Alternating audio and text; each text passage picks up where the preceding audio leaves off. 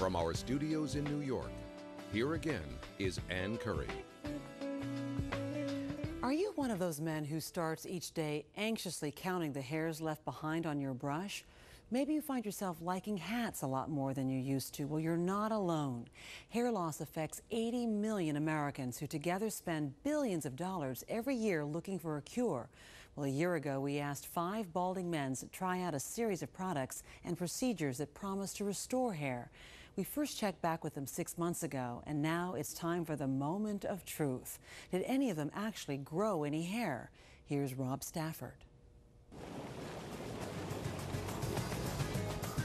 Meet Dateline's Follicle 5. There are proud volunteers who've tried almost everything to try to stop one thing. They're thinning and ever-lessening heads of hair. For 12 months, our 5 men tried pills, surgery, a fish product, and even a laser to grow hair. Now that a year's passed, it's time to see who has sprouted new growth and who has not. I can feel some of my hair standing up. Baseline to now, my gosh, what a difference. Paul Silva works for a title insurance company. At 41, he felt people would stare at his bald spots, so he almost always covers his head with one of the dozens of caps he owns. His wife, Linda, wishes he wasn't so obsessed with his thinning hair. He doesn't believe when I say I think he's attractive and he's my Bruce Willis. Paul was hoping new hair could help him relive his teenage years, when he had hair almost as long as the singers in his then favorite rock group, Quiet Riot. I'm looking forward to that headbanger's ball so I can swing my hair around. Bang your hair. It's been a while since I've been able to flip my hair one way or the other, so. Paul was about to undergo the most intrusive and dangerous treatment, a hair transplant, yet he was thrilled. I actually kind of feel like I've won the lotto. I mean, you think of all the people who want to have this done, and I got picked. And Dateline paid for the procedure, as we did for all of the treatments. Still, many people might have second thoughts about a transplant because of images like these. But Dr. Alan Bauman, a hair transplant surgeon from Boca Raton, says medical advances have eliminated that plug look of years ago. Today's hair transplants are 100% undetectable. There may be people that you know who have had hair transplantation and you were unable to tell. Good morning, Paul. Welcome. But to get that look takes a lot of money and man hours. Plus, there are risks. Infection, blood loss. As Paul quickly realizes when he arrives at Dr. Bauman's office for his operation. Transient swelling, bruising. The car's right outside if you want to turn around. Tell him to go ahead and go home. And I'm going through it. Okay, Christy. As Paul enters the operating room, he'll need to get comfortable because he won't leave for hours. Put your hair up. The donor hair comes from the back of his head. We're going to start the anesthesia, okay? After numbing his head, the doctor removes a small section of scalp. Technicians then cut out individual hairs from that donor's scalp. What I'm doing right now is I'm making the tiny incisions, the sites where the hair is going to be implanted into the skin. The doctor and his team replant about 1,900 individual hair follicles. 7 hours later, the process is complete. And then a first look. That's a lot of grafts. Wow. If that fills in, you weren't kidding, Doc. I want to look like you. Dr. Bauman instructed Paul to also start using Propecia and Minoxidil to help keep his old hair from falling out. But what will Paul's transplants look like in 1 year's time? Will he fulfill his dream of getting back the rock and roll hair he wants?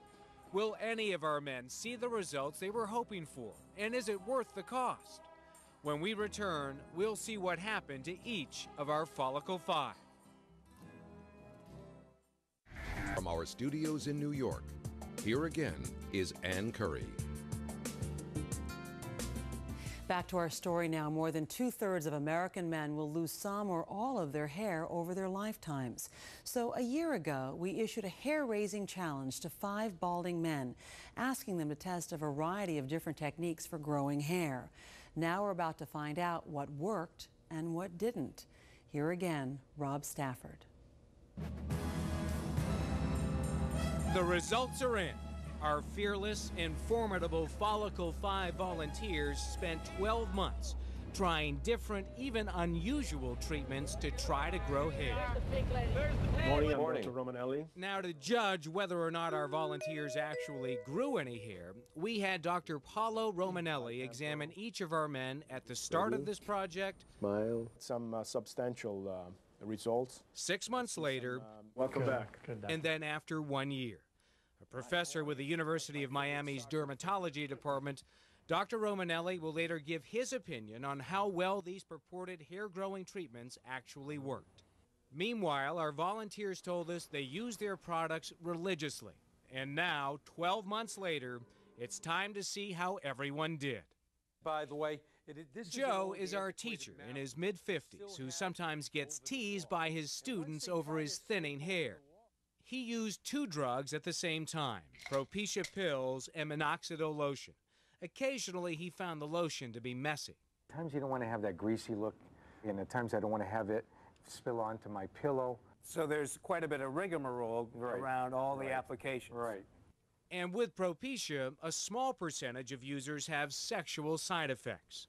6 months ago, you didn't have any of those side effects, any problems? No side effects at all. My friends tease me all the time because I use the word virile. Okay, Here's how Joe looked at the beginning of our project.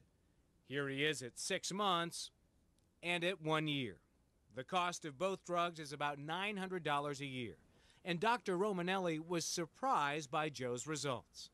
Joe did quite well in the first 6 months, and I like to say remarkably well in a year time. What I saw on Joe was the hair much fuller, thicker. Propecia usually doesn't work that well on people that are over 50. Hector is our computer technician.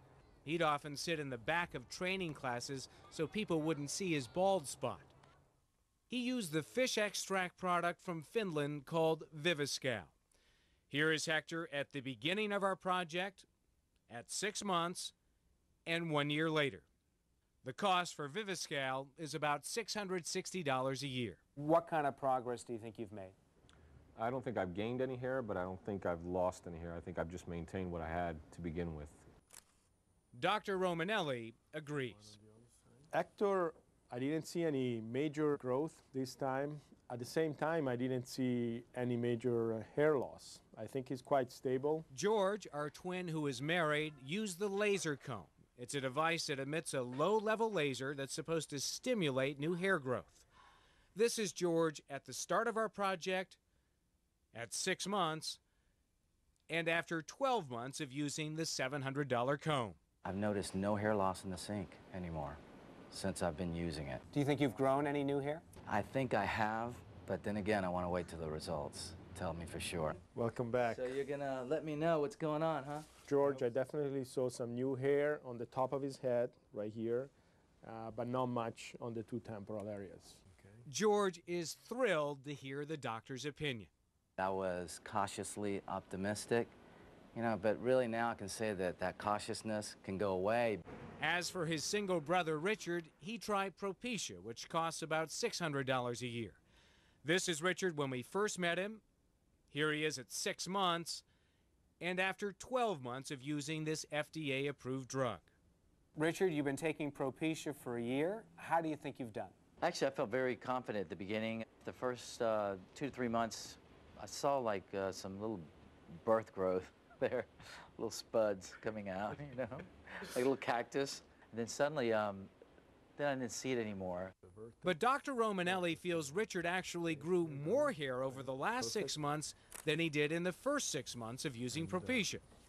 Richard did quite well. Richard, same as his brother, grew hair mainly on the top of his head. As for Paul, who wanted to have hair as long as a rock star, this is how he looked before he had his hair transplant surgery. This is him after 6 months, and here he is after 1 year. Paul also used Minoxidil and Propecia. Dr. Romanelli thinks overall he had the best results. Paul had incredible results, definitely the best of the 5. He had a lot of hair growth and very good success. But hair transplant surgery comes at a steep price. The cost for Paul's operation, $10,000. $10,000 for the hair transplant. Is that worth it? In my case, I would say yes. I mean, in self-esteem and the way that I feel, I actually feel like, you know, hey, I am younger, I am retaining it, I am still an active, vibrant person. Now that I have hair, I can honestly tell you, I go out a lot now without my hats. I don't have one in arm's reach all the time anymore.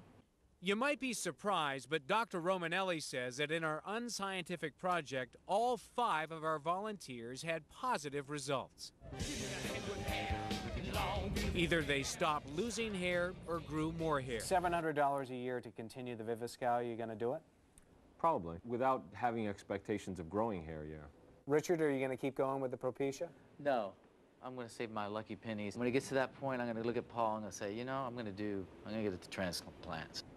You want more? I want more. Paul, are you going to do another transplant? Yes. You're hooked. Got to fill in the stadium. Doors are closed. Need to get everybody seated now. The headbanger? Yeah. Does it move yet? I'll be very happy going to the headbanger's ball and not swinging my hair around. No matter. After 12 months, our Follicle 5 have either all gained new hair or maybe gained some new wisdom. Earlier this month, our volunteer, Paul Silva, went ahead and had another hair transplant. He's thrilled with gaining more hair, but this time he had to pay the tab.